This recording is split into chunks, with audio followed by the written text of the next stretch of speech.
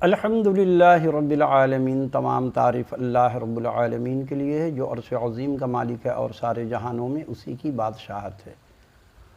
اللہ رب العالمین نے قرآن مجید میں ارشاد فرمایا، وَمَن يَعْصِ اللَّهَ وَرَسُولَهُ فَإِنَّ لَهُ نَارَ جَهَنَّمَ خَالِدِينَ فِيهَا أَبَدًا۔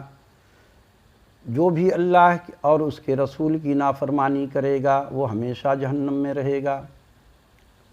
لیکن آج اللہ کی نافرمانی لوگ صرف نماز، روزہ اور خیرات زکوٰۃ کو ہی سمجھتے ہیں۔ بے شک یہ نافرمانی ہے، مگر جو لوگ اسی کو عبادت سمجھ بیٹھے ہیں، ہرگز یہ مکمل عبادت نہیں ہے۔ آج ہمارے علماء کرام سے میں اختلاف کرتا ہوں۔ علماء کرام کی ذمہ داریاں ہیں معاشرے کو ٹھیک کرنے کی، اور جو ہمارے ملک میں ہو رہا ہے ناانصافی، بدعنوانی، کسی کو لوٹ لینا، کسی کی زمین پر قبضہ کر لینا، کسی کے ساتھ زیادتی ہوتی ہے، کوئی کھڑا نہیں ہوتا ہے کہ نہیں اس سے ڈرنا ہے۔ ویسے تو ہم یہ کہتے ہیں کہ صفائی نصف ایمان ہے۔ کیا ہم اپنے محلے کی صفائی کرتے ہیں یا کروانے کی اس کی کوشش کر رہے ہیں؟ ہرگز نہیں کرتے۔ ہمارا صرف مقصد یہ ہے، اس بات کو ہم یہاں تک سمجھتے ہیں کہ ہمارے جسم کی صفائی ہو، یہ نصف ایمان ہے۔ ہمارے گھر کے اندر کی صفائی ہو گئی، یہ ایمان مکمل ہو گیا۔ دراصل یہ پورے معاشرے کی صفائی چاہیے۔ کوڑا کرکٹ جو ادھر ادھر ہوتا ہے اور ہم ہی لوگ کرتے ہیں یہ کام، اس پر کوئی کام نہیں کر رہا ہے۔ کوئی علماء کرام کسی مظلوم کے حق میں آج تک کھڑے نہیں ہوئے، کیونکہ اگر یہ مظلوم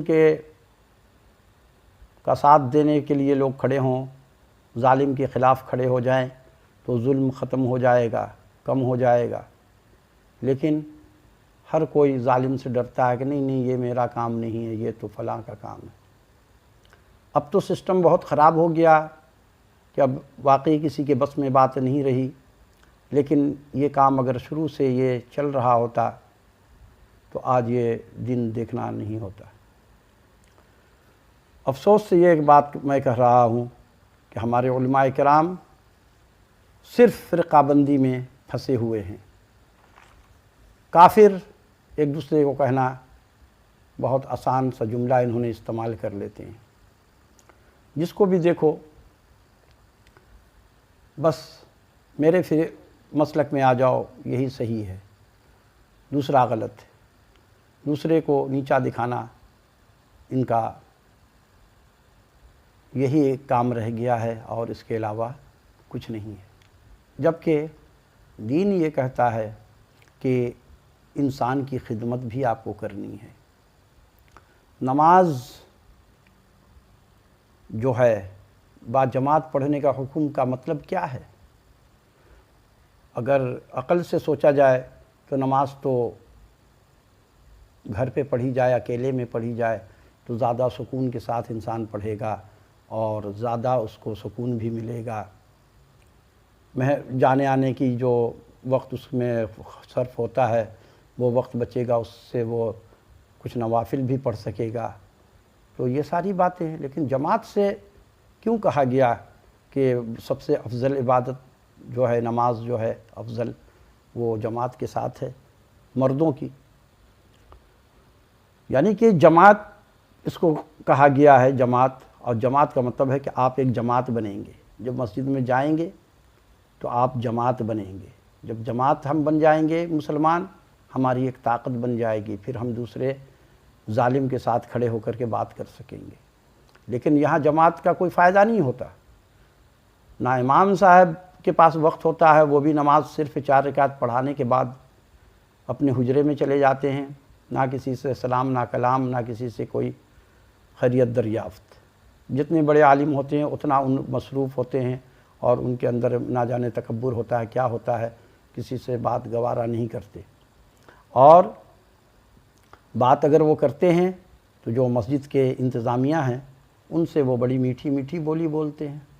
عام نمازی کی ان کے پاس غریب نمازی کی کوئی حیثیت نہیں ہے.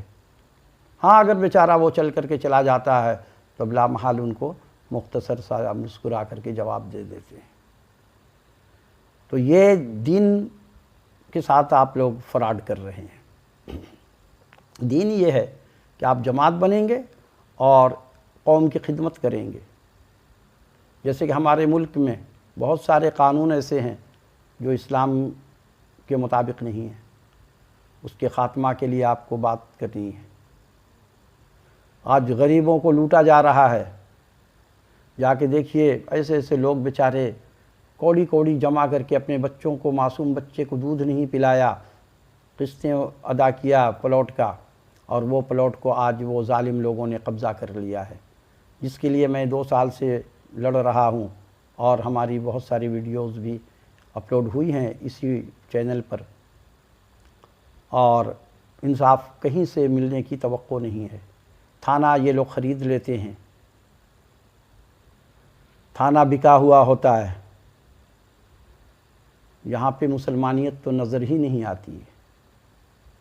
مسلمان وہ ہوگا جو کسی کے ساتھ ظلم نہیں کرے گا، کسی کے ساتھ حق تلفی، کسی کا مال ناحق نہیں کھائے گا. جیسے کہ قرآن مجید میں وَلَا تَأْكُلُوا أَمْوَالَكُمْ بَيْنَكُمْ بِالْبَاطِلِ، کہ آپس میں ایک دوسرے کا مال ناحق نہ کھاؤ. اور یہ لوگ کھا جاتے ہیں. اب دیکھیے یہ اللہ ڈینو گوٹ سرجانی ٹاؤن کے قریب ہے، اس کا تھانہ منگو پیر ہے. حاجی صاحب تو مر گئے، انہوں نے کھا پی کر کے مر گئے، اور یہ پیر تھے. اب دیکھیے ایسے ایسے پیر ہیں. اب بولتے ہیں تو دوسرے ناراض ہو جاتے ہیں کہ میرے پیر کی گستاخی ہو رہی ہے. ارے بھائی جو آج کے پیر ہیں ان کی بات ہو رہی ہے. جو اولیاء کرام چلے گئے 100 200 500 1000 سال پہلے، وہ تو پکے ایمان والے تھے اور پکے مسلمان تھے. انہوں نے تو دین کا کام کیا ہے. ان کے تو ہم تھوک کے برابر بھی نہیں ہیں. لیکن آج جو پیری مریدی چل رہی ہے، یہ صرف پیسہ بنانے کا کام چل رہا ہے. یہ سب لوگوں کو گمراہ کر رہے ہیں. جا کے دیکھیے پیر صاحب کے محلات، اور پیسے کے انبار لگے ہوئے ہیں، اور لوگ ان کے پیچھے مرنے کٹنے کے لیے تیار بھی ہیں. نہ جانے کون سا جادو کر دیتے ہیں یہ پیر صاحب کہ لوگ ان کے دیوانے ہو جاتے ہیں. اور انہوں نے جنت کا ٹکٹ کا وعدہ کیا ہوا ہے. لوگ بولتے ہیں چلو ٹھیک ہے، نماز روزہ ہم کریں نہ کریں، جنت میں تو چلے جائیں گے، بخشوا لیں گے. بھائی وہ پیر صاحب کی بات اگر کریں تو چلو کسی حد تک میں آپ کی بات کو مان بھی لوں، لیکن آج کے پیر کا تو اللہ ہی حافظ ہے. اب یہ پیر صاحب کھا کر کے مر گئے. اب ان کا بیٹا بھتیجا اور دوسرے رشتہ دار قابض ہو گئے، سارے لوگوں کو بے دخل کر دیا. اسی طریقے سے گلشن گہرام گوٹ ہے، یہ نیو لیاری کے ساتھ ہے، اس کا تھانہ سرجانی ٹاؤن تھانہ ہے. لوگوں کے سارا پلاٹ یہ مہر اللہ ملعون کھا کر کے بیٹھ گیا. انصاف دینے کے لیے کوئی تیار نہیں، اس کے لیے کوئی عدالت ایسی نہیں ہے. قانون بنا ہوا ایسا ہے، اسی تھانہ میں جاؤ. اب اس تھانہ میں جائیں گے، وہ کیا میرے حق میں بات کرے گا؟ وہ کیا مجھے انصاف دلائے گا؟ جو کہ ہر مہینے اس کو لاکھوں روپیہ وہاں سے بھتہ مل جاتا ہے، رشوت مل جاتا ہے. لوگ در بدر کے ٹھوکریں کھا رہے ہیں. یہ آپ کی ذمہ داری ہے. جیسے کہ اقبال نے کہا نا، وقت فرصت ہے کہاں، کام ابھی باقی ہے، نور توحید کا اتمام ابھی باقی ہے. یہ صرف نماز روزہ ہی عبادت نہیں ہے، اللہ کے نور کو ہر جگہ پھیلانا ہے. یہ توحید کا پرچار ہر جگہ پہ آپ کو کرنا ہے. اور توحید صرف یہ ہرگز نہیں ہے خلق خدا کی خدمت کرنا ہے، انسان کی خدمت کرنی ہے، انسان کو حقوق دلانا ہے، ظالم کے ساتھ ڈٹ کے کھڑے ہونا ہے. حیدری بنتے ہو تم، حیدر کی تلوار تمہارے ہاتھ میں نہیں ہے. تو یہ جو لوگ کہتے ہیں حیدر کے ہم غلام ہیں، ہم شبیر کے غلام ہیں، تو بھائی غلام کا کام ہے ان کا حکم ماننا، آپ کون سا حکم مان رہے ہیں؟ یہ شیطان کا ایک دوسرا حربہ یہ بھی ہے کہ ان کو عبادت میں لگا دو۔ ایک تو شیطان یہ کرتا ہے کہ لوگوں کو گناہ کی طرف لے جاتا ہے، اور ایک کو لگا دیتا ہے عبادت کی طرف، کہ ان کو دنیا کا کچھ پتہ ہی نہ ہو، سارا دن یہ تہجد پڑھتے رہیں، نوافل پڑھتے رہیں۔ آپ کو دنیا کے کام کو بھی سمجھنا ہے، معاشرے کو ٹھیک کرنا ہماری ذمہ داری ہے، یہ اصل عبادت ہے، معاشرے کے ساتھ جہاد کرنا ہے۔ اب یہ جو لوگ غریب لوگ تھے جنہوں نے اپنے بچوں کو پیٹ بھر کے کھانا نہیں کھلایا اور پیسہ جمع کر کے انہی بچوں کے لیے ایک رہنے کے لیے زمین خریدا کہ میرے بچے آرام سے رہیں گے، ان ظالموں نے ان سے چھین لیا۔ میں 2 سال سے لڑ رہا ہوں، عدالت میں بھی گیا، لیکن اتنے وسائل ہمارے نہیں ہیں کہ میں ان سے مقدمہ لڑ سکوں، کیونکہ میں 1 لاکھ والا وکیل لیتا ہوں، وہ 20 لاکھ والا وکیل لے لے گا، ان کے پاس تو حرام کے پیسے کے انبار ہیں، تو میں بھلا کیسے جیت سکوں گا؟ اور یہاں پیسہ بولتا ہے۔ تو میں آپ سے گزارش کر رہا ہوں کہ ویڈیو کو آپ لوگ شیئر کیجئے، اور لائر حضرات کے پاس ویڈیو کو زیادہ کر کے بھیجیے، اور میری وکیل حضرات سے گزارش ہے کہ اللہ کی رضا کے لیے ان دونوں گوٹھوں کا، ایسے تو ہزاروں گوٹھوں میں لوٹ مار ہوا ہے، غریبوں کو لوٹ لیا گیا ہے، ان کو دوبارہ سے مفلس بنا دیا گیا۔ اب ظاہر سی بات ہے، پلاٹ لینے والا آدمی بچہ تو نہیں ہوتا، ایک عمر والا ہوتا ہے، اب اس کے پاس اتنا وقت کہاں ہے کہ وہ دوبارہ وہ بنا لے گا، اب تو وہ روڈ پہ آ گیا۔